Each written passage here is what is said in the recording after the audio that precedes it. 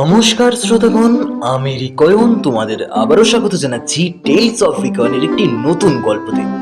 আজকে আমাদের শিবরাম চক্রবর্তীর লেখা মজার গল্প হর্ষবর্ধনের সূর্য দর্শন। গল্পটি যদি তোমাদের ভালো লাগে তাহলে ভিডিওতে অবশ্যই একটি করে লাইক করে দিও, আর যদি চ্যানেলে প্রথমবার এসে থাকো এখনই সাবস্ক্রাইব করে নাও বাংলা সাহিত্যের বিভিন্ন মজার মজার গল্প শোনার জন্য, এবং শেয়ার করে দাও ভিডিওটাকে তোমাদের বন্ধুদের সাথে যাতে তারাও আনন্দ উপভোগ করতে পারে।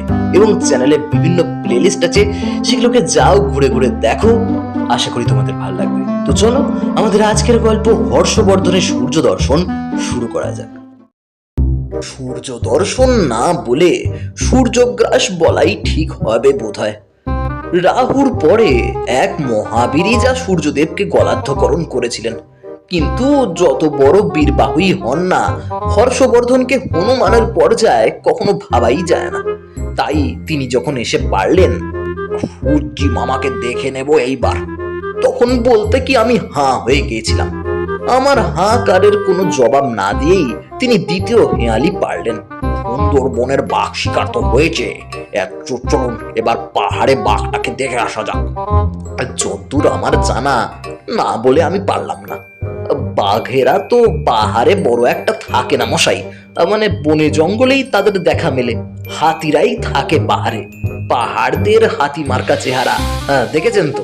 কে বলেছে আপনাকে? তিনি প্রতিবাদ করলেন আমার কথার। টাইগার হিল তাহলে বলেছে কেন? নাম শোনেননি টাইগার হিলের? শুনবো না কেন? তবে সে হিলে যতদূর জানি কোনো টাইগার থাকে না, বাবুরা বেড়াতে যান। সূর্যি ঠাকুর সেই পাহাড়ে ওঠেন রোজ সকালে, সে নাকি অপূর্ব দৃশ্য, তাই দেখতেই তো যায় মানুষ। আমরাও যাব, আমি, আপনি আর গোবরা, এই এই এই তিনজনেই যাব। বিকেলের দিকে পৌঁছলাম দার্জিলিং এ। টাইগার পাহাড়ের কাছাকাছি একটা হোটেলে ওঠা গেল। খাওয়া থাকার বন্দোবস্ত করে হোটেলের মালিককে অনুরোধ করলাম, দয়া করে আমাদের কাল খুব ভোরের আগে জাগিয়ে দেবেন। কেন বলুন তো?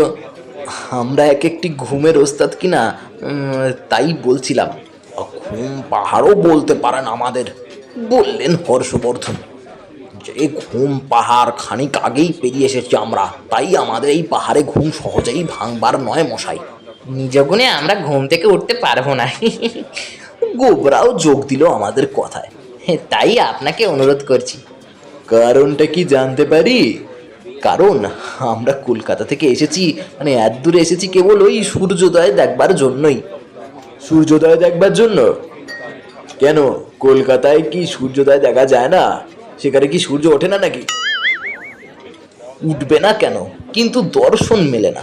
চারধারেই এমন উঁচু উঁচু সব বাড়িঘর যে সূর্যি ঠাকুরের ওঠানামার খবর টের পাওয়ার জো নেই, বুঝলেন? তাছাড়া তাল গাছও তো নেই কত কলকাতায়, থাকলে না হয় তার মাথায় উঠে দেখা যেত। গোবরা এই তালে একটা কথা বলল বটে, তালবরের মতন। তাল গাছ না থাক, তেতলা বাড়ি আছে তো, তার ছাদে উঠে কি দেখা যেত না? থাকবে না কেন তেতলা বাড়ি? তেতাল, চৌতাল, ঝাঁপতাল সব রকমের বাড়ি আছে, বলে হর্ষবর্ধন তার উল্লিখিত শেষের বাড়ির বিশদ বর্ণনা দেন। ঝাঁপতাল বাড়ি নামে যেসব 7-10 তলা বাড়ি থেকে ঝাঁপ দিয়ে মরবার তালে ওঠে মানুষ, তেমন বাড়িও আছে বইকি। কিন্তু থাকলে কি হবে, তাদের ছাদে উঠেও বোধহয় দেখা যাবে না সূর্যোদয়। দূরের উঁচু উঁচু বাড়ির আড়ালেই ঢেকে থাকবে পূব আকাশ। এক হয় যদি মনুমেন্টের মাথায় উঠে দেখা যায়, তা সেই মনুমেন্টের মাথায় উঠতে হলে পুরো একটা দিন লাগবে মশাই। আমার এই দেহ নিয়ে, দেহটা তো দেখছেন। হর্ষবর্ধনের শোকাতর আবেদনে হোটেলের মালিক তার দেহটি অবলোকন করেন, তারপরে সায় দেন, হ্যাঁ তা বটে, তবেই দেখুন এ জন্মে আমার সূর্যোদয়ই দেখা হচ্ছে না, তাহলে এই মানব দেহ ধারণ বৃথাই হলো। তাই তাই আমাদের একান্ত অনুরোধ, এখানে নাকি অবাধে সূর্যোদয় দেখা যায়, আর তা নাকি দেখবার জিনিস সত্যি। সেই কারণেই আপনাকে বলছিলাম। আমাদের যুগপৎ প্রতিবেদন, দয়া করে আমাদের ভোর হবার আগেই ঘুম থেকে তুলে দেবেন, এমনকি দরকার হলে জোর করেও। কোনো দরকার হবে না, রোজ ভোর হওয়ার আগে এমন শোরগোল বাঁধে এখানে যে তার চোটে আপনার থেকেই ঘুম ভেঙে যাবে আপনাদের। শোরগোলটা বাঁধে কেন? কেন আবার ওই সূর্যোদয় দেখবার জন্যই? যে কারণে যেই আসুক না, হাওয়া খেতে কি বেড়াতে কি কোনো ব্যবসার খাতিরে, ওই সূর্যোদয়টি সবারই দেখা চাই। হাজারবার দেখেও আশ মেটে না কারো। বাবা, একটা বাতিকের মতোই বলতে পারেন মশাই। আমরাও এখানে চেঞ্জে আসিনি বেড়াতে কি হাওয়া খেতেও নয়, এসেছি ওই ওই ওই কারণে। তাই রোজ ভোর হবার আগেই হোটেলের বোর্ডাররা সব কুল পাকায়, এমন হাঁক ডাক ছাড়ে যে আমরা, মানে এই হোটেলের কর্মচারীরা যারা রাতে কাজকর্ম সেরে ঘুমাতে যাই, আর এত ভোরে উঠতে চাই না। সূর্য ভাঙিয়ে আমাদের ব্যবসা হলেও সূর্য দেখার একটুও গরজ নেই যাদের, একদম, যে জন্য মানে বাতিগ্রস্ত নয়, তাদের বাধ্য হয়ে উঠে পড়তে হয় ওই হাঁকটাকে দাপটে। কাজেই আপনাদের কোনো ভাবনা নেই, কিচ্ছু করতে হবে না আমাদের। কোনো বোর্ডারকে আমরা ডিস্টার্ব করতে চাই না, কারো বিশ্রামে ব্যাঘাত ঘটানো আমাদের নিয়ম নয়, তার দরকারও হবে না। সাত সকালেই সেই শোরগোলে আপনাদের যত নিটোল ঘুমই হোক না কেন ভাঙবেই, বরং না ভাঙলেই আমি অবাক হব। অতঃপর নিশ্চিন্ত হয়ে হোটেলের ঘরে আমাদের মালপত্র রেখে বিকেলের জলযোগ পর্ব চাটা সেরে বেড়াতে বেরোলাম আমরা। তখন অবশ্যই সূর্যোদয় দেখার সময় ছিল না, কিন্তু তাছাড়াও দেখবার মতো আরো নানান প্রাকৃতিক সৌন্দর্য মজুদ ছিল। সেই সব অপূর্ব নৈসর্গিক দৃশ্য দেখতেই আমরা বেরোলাম। সন্ধে হয় হয়, এ ধারের পাহাড়ের পথঘাট একটু ফাঁকা ফাঁকাই এখন। একটা ভুটিয়ার ছেলে এক পাল ভেড়া চড়িয়ে বাড়ি ফিরছে গান গাইতে গাইতে। শুনে হর্ষবর্ধন আহা উহু করতে লাগলেন। আহা, কি মিষ্টি, কি মধুর, বাহ বাহ। কেমন মূর্ছনা বলো দাদা, যোগ দিল গোবরা। শুনে প্রায় মূর্ছিত হয়। একেই বলে ভাটিয়ালি গান, বুঝেছিস গোবরা? কান ভরে শুনে নে, প্রাণ ভরে শোন। ভাটিয়ালি গান বোধহয় সে গান গায় পূব বাংলার মাঝিরা নদীর বুকে নৌকার উপর বৈঠা নিয়ে বসে ভাটির টানে গাওয়া হয় বলেই বলা হয় ভাটিয়ালি। তাহলে এটা কাওয়ালি হবে, সমজদরের মতন কন হর্ষবর্ধন। আর তাই বা কি করে হয়? গরু চড়াতে চড়াতে গাইলে তাই তো হতো বটে, কিন্তু কাউ তো নয়, ও তো চড়াচ্ছে ভেড়া, কাওয়ালিও নয়। হর্ষবর্ধন যেন ক্ষুণ্ণ হন। রাখালি বলতে পারো দাদা, ভাই বাতলায়। ভেড়া চড়ালেও রাখালি তো বলা যায় ছোনাটাকে। লোকসঙ্গীতের বাচ্চা বলতে পারেন, আমিও সঙ্গীতের গবেষণায় কারোর চাইতে কম যাই না। এই বিড়ালি যেমন বনে গেলে বন বিড়াল হয়, তেমনি এই বালকই বড় হয়ে একদিন কেষ্ট বিষ্টু একটা লোক হবে।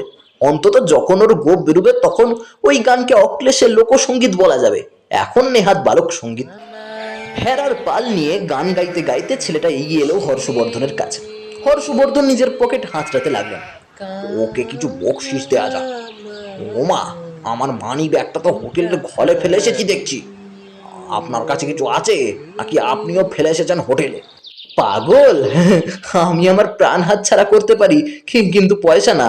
আমার যৎ সামান্য যা কিছু আমার সঙ্গে থাকে, আমার পকেটে আমার রিজার্ভ ব্যাংক। তবে কিনা বলতে গিয়েও বাদ সাধে। চক্রবর্তীরা যে কঞ্জুস হয় সে কথা মুখ ফুটে বলি কি করে? নিজ গুণ কি গণনা করবার? তাহলে ওকে কিছু দিন মশাই, একটা টাকা অন্তত দিন। দিলাম। টাকাটা পেয়ে তো ছেলেটা দস্তুর মতো হতবাক। পয়সার জন্যে নয়, প্রাণের তাগাদার অকারণ পুলকেই গাইছিল সে। তাহলেও খুশি হয়ে আমাদের ছিলাম বাজিয়ে নিজের সাঙ্গপাঙ্গদের নিয়ে চলে গেল। খানিক বাদে সেই পথে আবার এক রাখাল বালকের আবির্ভাব, সেই ভেড়ার পাল নিয়ে সেই রকম সুর ভাসতে ভাসতে। তাকেও 1 টাকা দিতে হয়। আবার খানিক বাদে আবার আরেক। পঞ্চম স্বরে গলা চড়িয়ে ফিরছে ওই পথেই। তার স্বরাঘাতের হাত থেকে রেহাই পেতে অর্ধচন্দ্র দেওয়ার মতো একটা আধুলি দিয়ে তাকে বিদায় করা হলো। তারপর আরো আরো আরো আরো মেষপালকের গাইয়ে বালকের দল আসতে লাগলো পরম্পরায় ওই পথে, আর আমিও তাদের বিদায় দিতে লেগেছি। 3 টেকে আধুলি, 4 টেকে 25 পয়সা করে, বাকিগুলোকে পুঁজি হালকা হওয়ার হেতু বাদ হয়েই 10 পয়সা 5 পয়সা করে দিয়ে তাদের গন্তব্য পথে পাচার করে দিতে হলো। সেই একটা ছেলেই ঘুরে ঘুরে আসছে না তো দাদা? গোবরা সন্দেহ করে শেষটায়। পয়সা নেওয়ার ফিকিরে নয় তো? সেই একটা ছেলেই নাকি মশাই? কি করে বলবো, একটা ভুটিয়ার থেকে আরেকটা ভুটিয়াকে আলাদা করে চেনা আমার পক্ষে শক্ত। একটা ভেড়ার পালকে আর একটা ভেড়ার পালের থেকে পৃথক করাও কঠিন। আমার কাছে সব ভেড়াই একরকম, এক চেহারা। বলেন কি? হর্ষবর্ধন তাজ্জব হন। হ্যাঁ, সব এক ভ্যারাইটি। যেমন এক চেহারা তেমনি এক রকমের ডাক। কি ভেড়ার কি ভাটিয়ার। আসুন তো পাশের টিলাটার উপর উঠে দেখা যাক ছেলেটা যায় কোথায়। ছেলেটা যেতেই আমরাও টিলার উপরে উঠলাম। ঠিক তাই, ছেলেটা এই টিলাটার বের মেরেই ফের আসছে বটে ঘুরে, গলা ছেড়ে দিয়ে সুরের সপ্তমে। কিন্তু এবার আর সে আমাদের দেখতে পেলে না।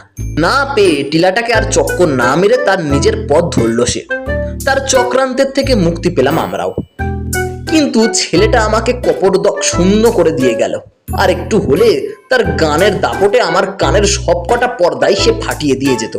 তা হলেও কানের 7 পর্দার বেশ কয়েকটাই সে ঘায়েল করে গেছে। শেষ পর্দাটাই বেঁচে গেছে কোনো রকমে। আমার মতো আমার কানকেও কপরদক শূন্য করে গেছে। তাহলেও কোনো গতিকে কানে কানে বেঁচে গেলাম এ যাত্রায়। প্রাকৃতিক মাধুরীর প্রচুর ভুরিভোজের পর বৃহৎ হন্টন করে হোটেলে ফিরতে বেশ রাত হয়ে গেল। ঘুমে আমাদের চোখ ঢুলুঢুলু, পা টলছে।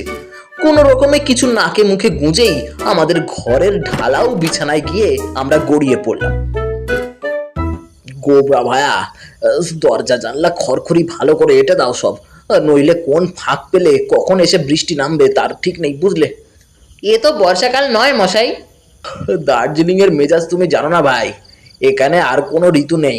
গ্রীষ্ম নেই, বসন্ত নেই, শরৎ নেই। খালি দুটো ঋতুই আছে কেবল। শীতটা লাগাতার আর বর্ষণ যখন তখন। তার মানে? চারধারেই হালকা মেঘ ঘুরছে, নজরে না ঠাওর হলেও।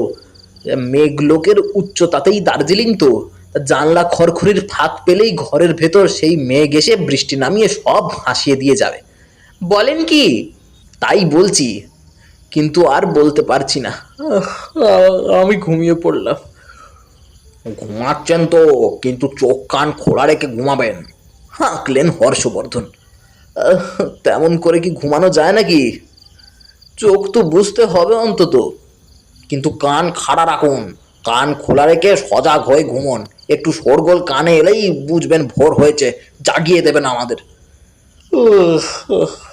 দেখা যাবে বলে আমি পাশ ফিরে শুই, কান দিয়ে কতদূর কতটা দেখতে পারবো তেমনটা কোনো ভরসা না করে। এক ঘুমের পর কেমন যেন একটা আওয়াজে আমার কান খাড়া হয়। আমি উঠে বসি বিছানায়, পাশে ঠেলা দিই গোবরাকে। এই গোবর্ধন ভায়া, গোবরা ভায়া, একটা আওয়াজ পাচ্ছ না? কিসের আওয়াজ? পাখোয়াজ বাজছে যেন, কেউ যেন ভৈরী রাগিনী সাজছে মনে হচ্ছে। হ্যাঁ, পাখোয়াজ বাজছে। গোবরাও কান তুলে শোনবার চেষ্টা পায়। হর্ষবর্ধন সারা পেয়ে ঘুম থেকে উঠে, কি হয়েছে? ভোর হয়েছে নাকি? হ্যাঁ হ্যাঁ, দেখি দেখি। খানিক আগে কিরকম একটা যেন শোরগোল শুনছিলাম। ভোর হয়েছে বুঝি? ভাবছিলাম তাই, কিন্তু আর সেই হাঁক ডাক তো শোনা যাচ্ছে না। শুনবেন কি করে? দাদা জেগে উঠলেন যে, দাদাই তো নাক ডাকছিলেন এতক্ষণ, বলল গোবরা। কখনো না বললেই হলো, কখনো আমার নাক ডাকে না। ডাকলে আমি শুনতে পেতাম না নাকি? হ্যাঁ, ঘুম ভেঙে যেত না আমার? তুমি যে বদ্ধ কালা, শুনবে কি করে? নইলে কানের মতো এত কাছাকাছি নাক, আর ওই ডাকাত পরা হাঁক তোমার কানে যেত না? তুই একটা বদ্ধ পাগল, তোর সঙ্গে কথা কয়ে আমি বাজে সময় নষ্ট করতে চাইনি, বলে দাদা পাশ ফিরলেন। আবার তার হাঁক ডাক শুরু হলো। এরপর অনেকক্ষণ পরেই বোধহয় হর্ষবর্ধনই জাগালেন আমাদের। কোনো শোরগোল শুনেছেন নাকি? হ্যাঁ, কই না তো। আমি বলি, বিলকুল চুপচাপ তো, এতক্ষণও ভোর হয়নি। বলেন কি, জানলা খুলে দেখা যাক তো। তিনি বিছানা ছেড়ে উঠে জানলা খুললেন। ও মা, ওই যে বেশ ফর্সা হয়ে এসেছে। উঠুন উঠুন উঠুন, উঠে পড়ুন, চটপট চটপট উঠে পড়ুন। এই গোবরা, গোটা ওঠ রে। তিনজনেই শশব ব্যস্ত হয়ে আপাদ মস্তক কম্বল জড়িয়ে বেরিয়ে পড়লাম। টাইগার হিলের উঁচু টিলাটা কাছে। হন্তদন্ত হয়ে তিনজনাই গিয়ে খাড়া হলাম তার উপর। বিস্তর লোক গিজগিজ করেছে সেখানে। নিঃসন্দেহ সূর্যোদয় দেখতে এসেছে সবাই। মশাই, সূর্য উঠতে দেরি কত? হর্ষবর্ধন একজনকে শুধালেন। সূর্য উঠতে ভদ্রলোক একটু মুচকি হেসে ওর কথার জবাব দিলেন। বেশি দেরি নেই আর, আমি বললাম। আকাশ বেশ পরিষ্কার, দিক বিদিক উদ্ভাসিত, উঠলো বলে মনে হয়, কিন্তু সূর্য আর ওঠে না। হর্ষবর্ধন ব্যস্ত হয়ে আরেকজনকে শুধান। বলছি, সূর্য উঠছে না কেন মশাই? এখন সূর্য উঠবে কি? ভদ্রলোক অবাক হয়ে তাকান তার দিকে। মানে বলছিলাম কি, সূর্য তো ওঠা উচিত ছিল এতক্ষণ। পূবের আকাশ বেশ পরিষ্কার, সূর্যের আলো ছড়াচ্ছে চারিদিকে, অথচ সূর্যের পাত্তা নেই। সূর্য কি উঠবে না নাকি আজ? আমারও অনুযোগ। ওই মেঘটার আড়ালে ঢাকা পড়েছে সূর্য, তাই দেখতে পাচ্ছেন না। তিনি জানালেন। মেঘটা সরে গেলেই বলতে বলতে মেঘ সরে গেল, প্রকাশ পেলেন সূর্যদেব। ও বাবা, অনেকখানি উঠে পড়েছে দেখছি, বেলা হয়ে গেছে বেশ। আফসোস করলেন হর্ষবর্ধন। সূর্যোদয়টা হাত ছাড়া হয়ে গেল দেখছি আজ। ওমা, এ কি? তিনি চেঁচিয়ে উঠলেন। নেমে যাচ্ছে কেন? নামছে কেন? সূর্যটা নিচের দিকে নেমে যাচ্ছে যে, এ কি ব্যাপার? এরকমটা তো হয় না। আমিও বিস্মিত হই, সূর্যের এমন বেচাল ব্যাপার তো আগে দেখা যায়নি। হ্যাঁ মশাই, এরকমটা হয় নাকি এখানে মাঝে মাঝে? হ্যাঁ, একটু না উঠেই নামতে থাকে, আবার পথ ভুল হয় সূর্যদেবের। তার মানে আমরা সূর্যোদয় দেখতে এসেছি কিনা, উদীয়মান সূর্য দেখতে না পাই, উদিত সূর্য দেখেও তেমন বিশেষ দুঃখিত হয়নি, কিন্তু এ কি, সূর্য উঠতে না উঠতেই নামতে লেগে গেল যে। আপনার জন্য কি পশ্চিম দিক থেকে উঠবে নাকি সূর্য? অস্ত যাওয়ার সময় সূর্যোদয় দেখতে এসেছেন? হ্যাঁ, ঝাঁঝ আলো গলা শোনা যায় ভদ্রলোকের। কোথাকার পাগল, সবকে জানে এরা এখানে এসেছে। হ্যাঁ, সূর্য আসছে। আরেকজন উত্তর গেয়ে ওঠেন তার কথার।